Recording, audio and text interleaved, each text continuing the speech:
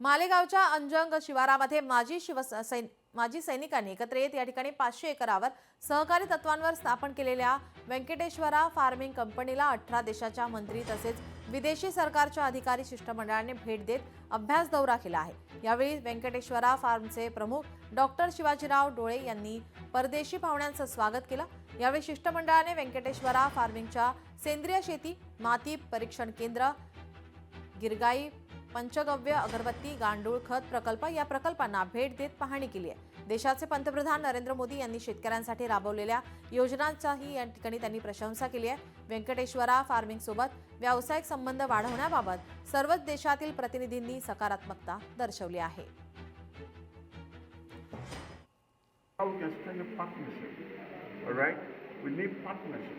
The partnership that will be mutually beneficial for your context and our context, for Asia, for Africa, for India, for Liberia.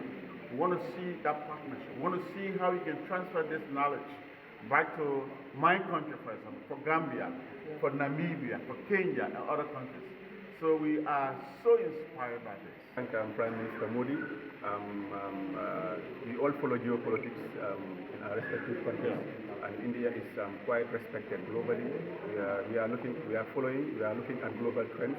India is always on the front line of the global trend. India is known to be one of few countries that is working with everybody.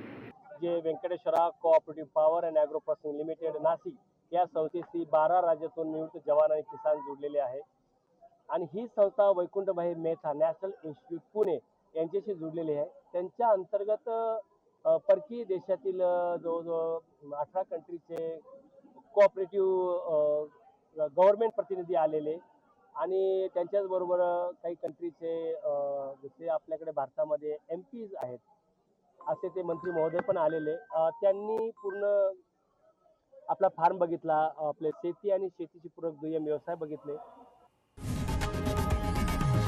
लोकशाही मराठी ऐका, पहा, जागरूक रहा।